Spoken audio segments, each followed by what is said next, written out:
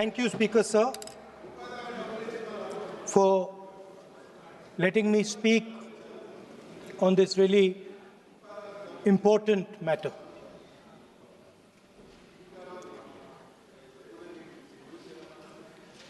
Speaker, sir, have you ever wondered why Mahatma Gandhi laid such emphasis on khadi? Why was it that he framed the entire Indian freedom struggle around the concept of khadi? And why is it that he only wore khadi? Because khadi is not just a cloth. Khadi is the expression of the people of India. It is the imagination, it is the sentiment, it is the productive force of the people of Aaj pehnaun khadi. It is the expression of the people of India. Speaker, sir, whichever state you go to, you will find different fabrics. There's the Himachali cap, Assamese gamcha, Banarsi sari, Kanchipuram sari, Naga jacket, and you will find that all these fabrics represent the people. When the people of Assam give you the gamcha, they're not just giving you a piece of cloth. They're giving you an expression. They're giving you a piece of their history, their tradition, their future, their imagination.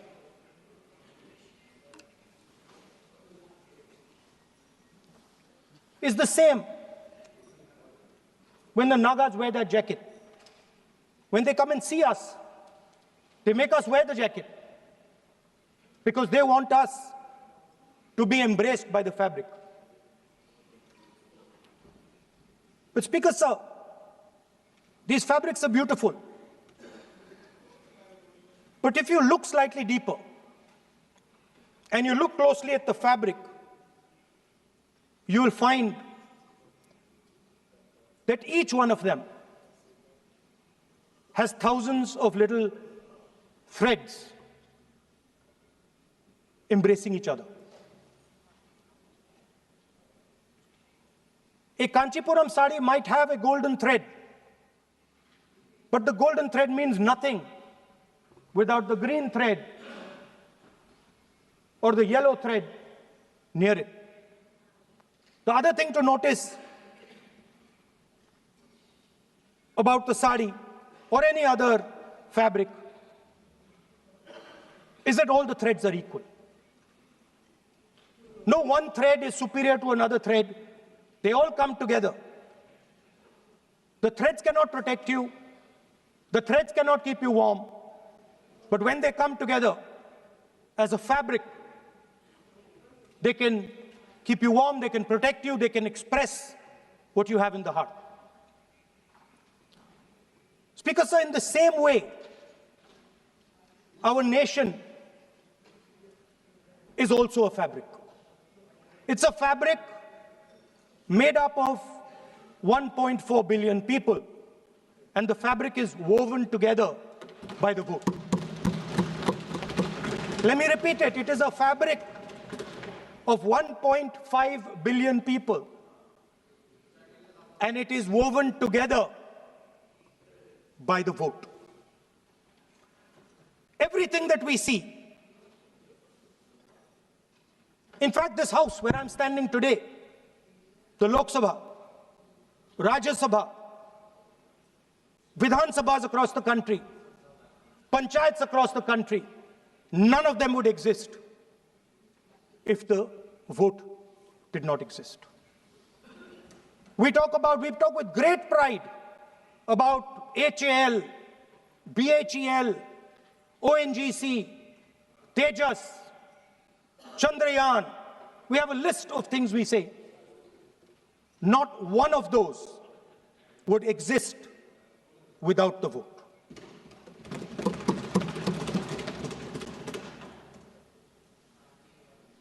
Speaker, sir, it is the idea that every thread, every person in the Union of India is equal that disturbs my friends in the RSS. They are happy to see the fabric, but they cannot stand the idea that every single person in the fabric of our country, regardless of what religion they come from, regardless of what community they come from, regardless of what language they speak, should be equal. Because they fundamentally do not believe in equality. They believe in a hierarchy, and they believe that they should be on top of that hierarchy. Speaker, sir, on the 30th of January, 1948, 3 bullets pierced the chest of Mahatma Gandhi. Nathuram Godse assassinated the father of our nation. Today, our friends do not embrace him. Today, our friends have pushed him away. He's an uncomfortable truth. But that's not where the project ended. You see, as I said, everything has emerged from the vote. All the institutions have emerged from the vote. So it's obvious that the RSS has to capture all the institutions that have emerged from the vote. So the project, after Gandhiji's assassination, the next step of the project was the wholesale capture of India's institutional framework.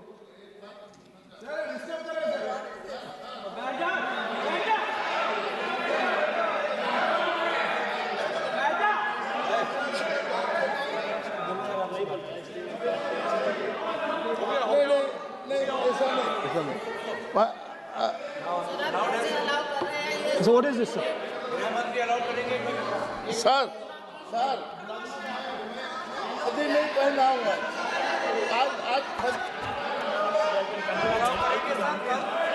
I'm doing, relax. मैं बुलाता हूँ please बैठिए So, please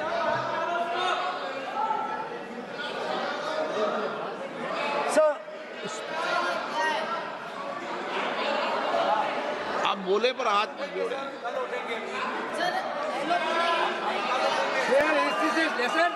sir, these are uncomfortable truths, but they have to be spoken.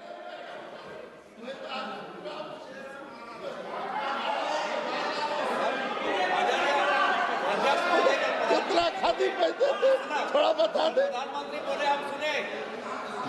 So these are uncomfortable truths, but they have to be spoken.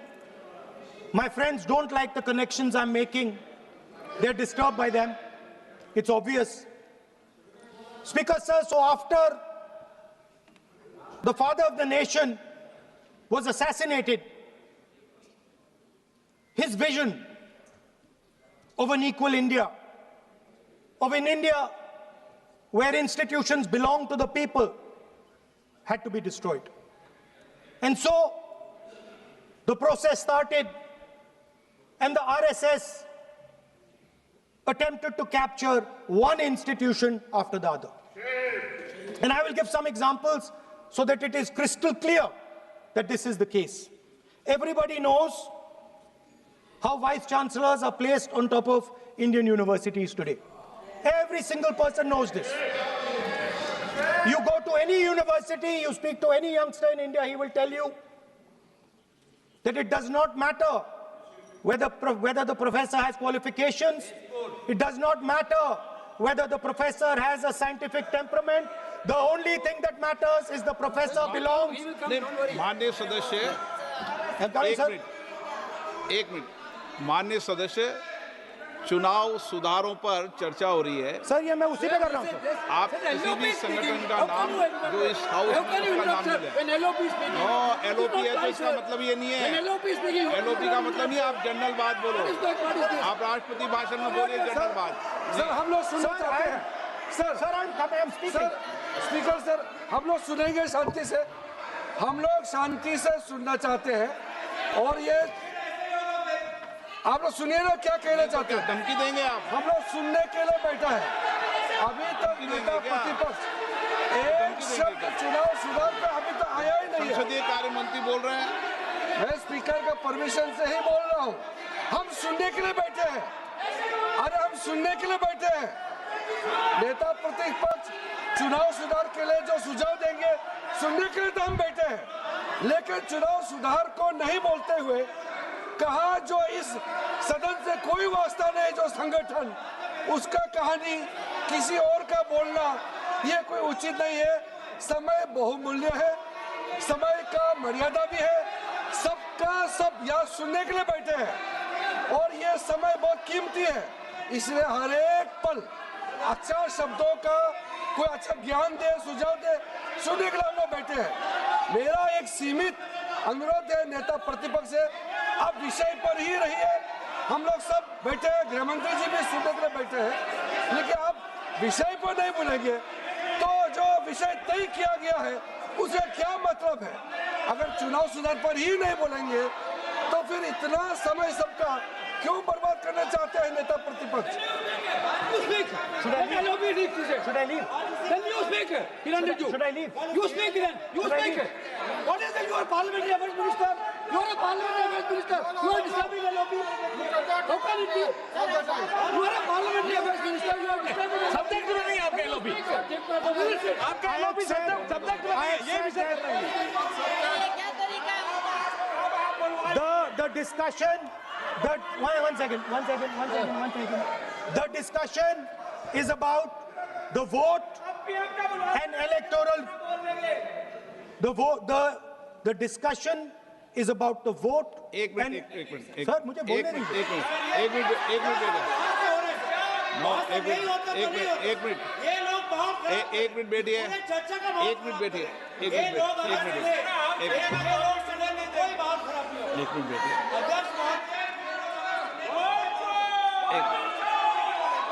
एक minute एक minute बैठिए।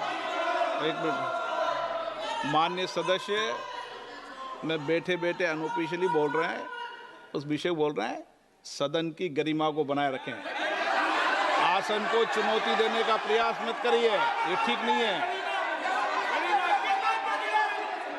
Speaker sir, I want to make it very clear. Please. Speaker sir, I want to make it very clear.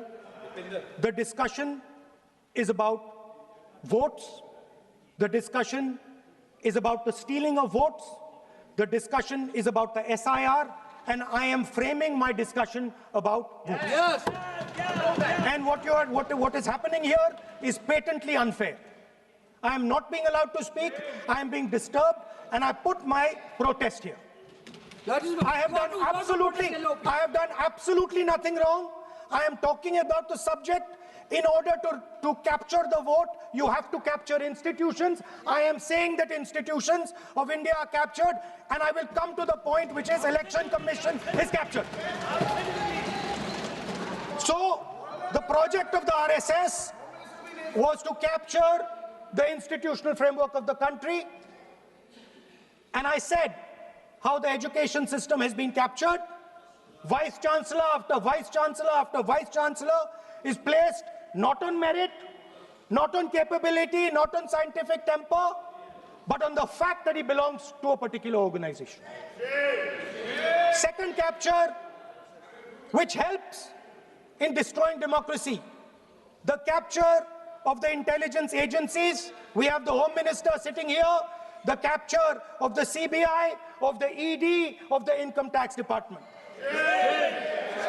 And the systematic placement of bureaucrats who favor their ideology and attack the opposition and anybody who chooses to oppose the RSS. That is the second institutional capture. And the third there are many more. I can go on. And the third institutional capture. Yes. What is this?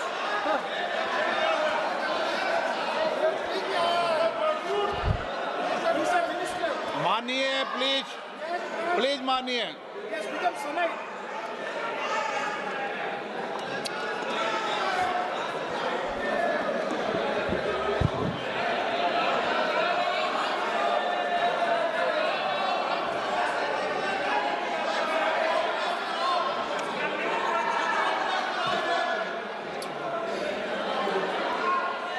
And the third election, the third capture of the institution that directly controls the election system of our country, the Election Commission.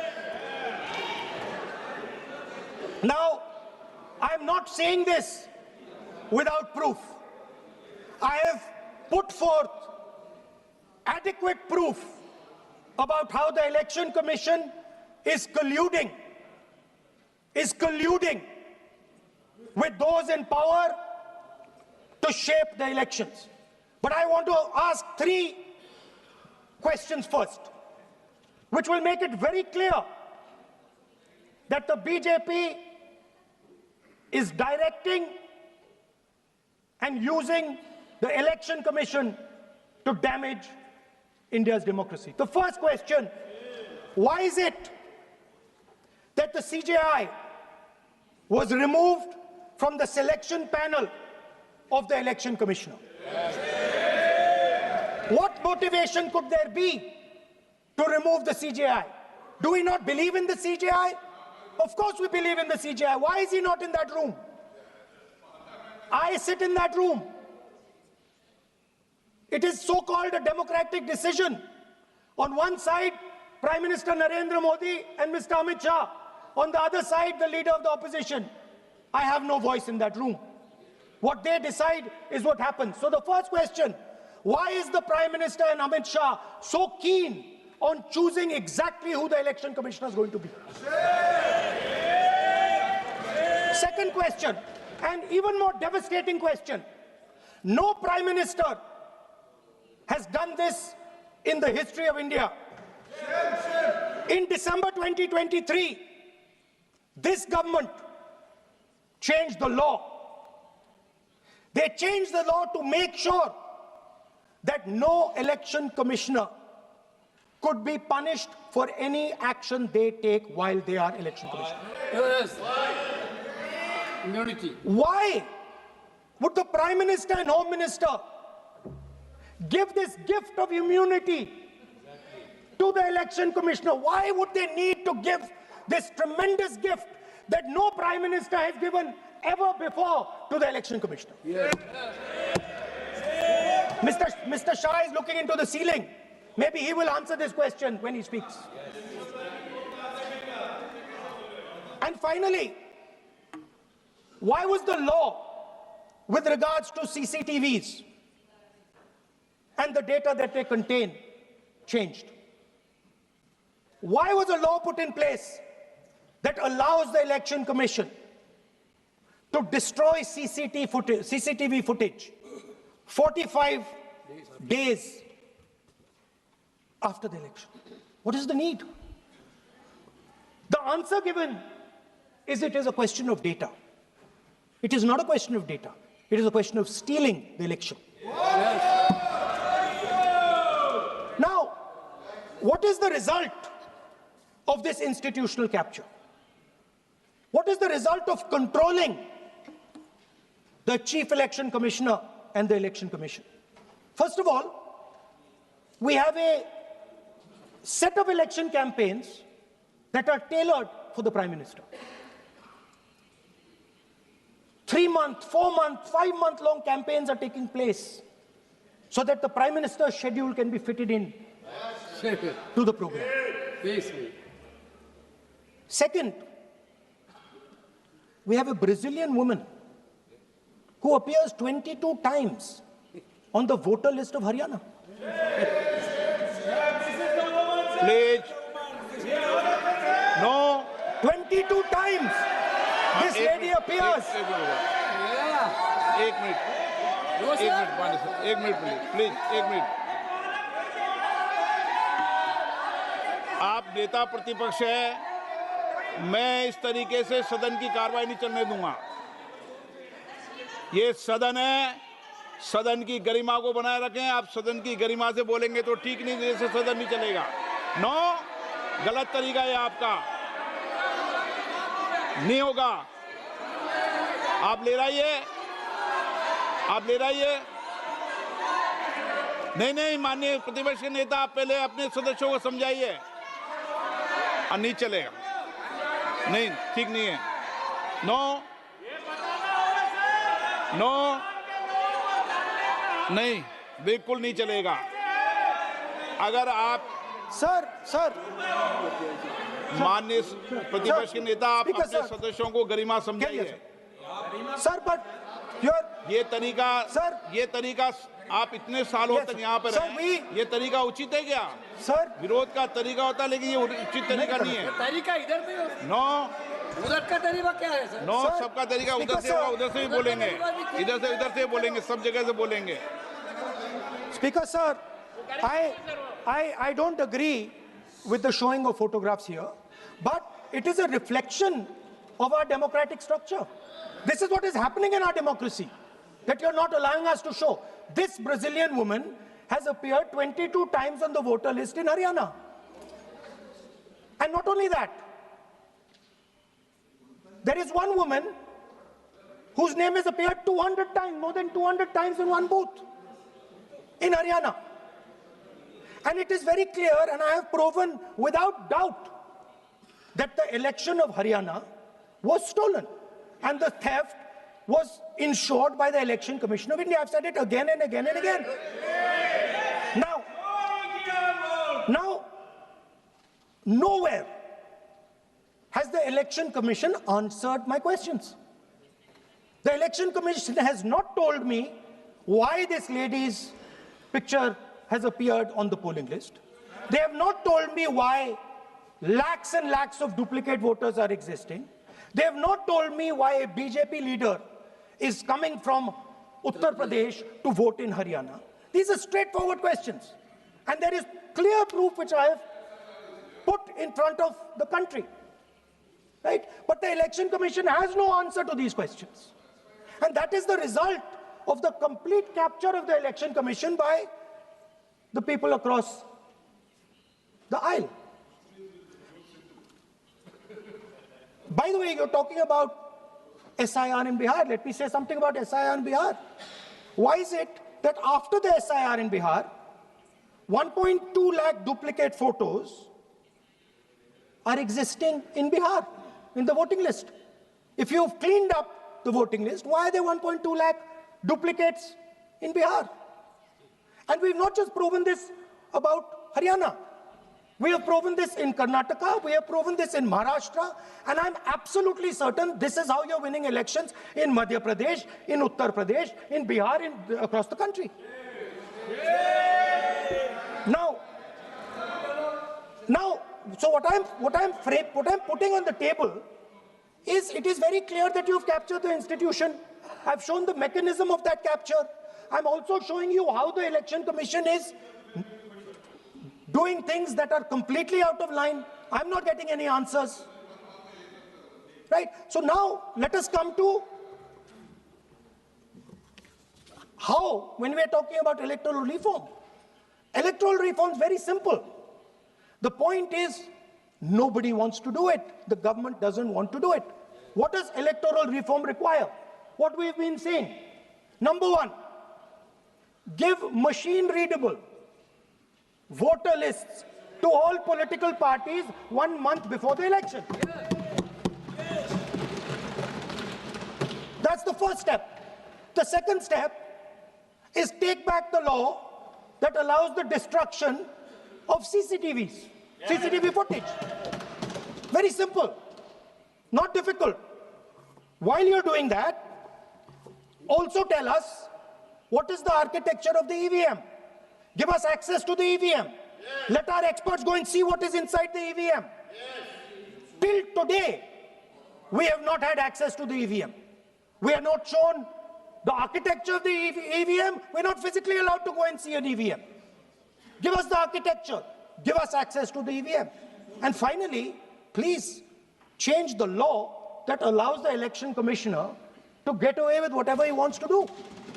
That's all the electoral reforms you need. And I want to assure the election commissioner that they might be under the impression that this law lets them get away with it. Let me remind them, don't worry, we are going to change the law, and we are going to change it retroactively, and we are going to come and find you. Right? So this is the situation that the country is faced with. You know, everybody says to us, India is the biggest democracy.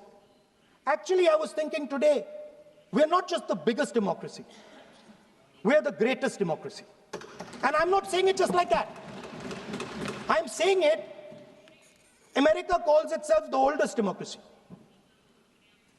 But the democracy that weaves together the largest number of people, the largest diversity of people, the largest number of languages, the largest number of states is this. And so our most powerful asset, the thing that stitches together the entire concept of modern India, stitches together the fabric of modern India, brings people together, allows them to build this great nation, is being attacked by these people. They're destroying it. You know they're destroying it, I know they're destroying it, and they know they're destroying it. And I'd like to conclude by saying that the biggest anti-national act you can do is vote chori. There is no bigger anti-national act that you can do than vote chori. Because when you destroy the vote, you destroy the fabric of this country. You destroy modern India, you destroy the idea of India. So I'd like to conclude by saying vote chori is an anti-national act, and those across the aisle are doing an anti-national act. Thank you.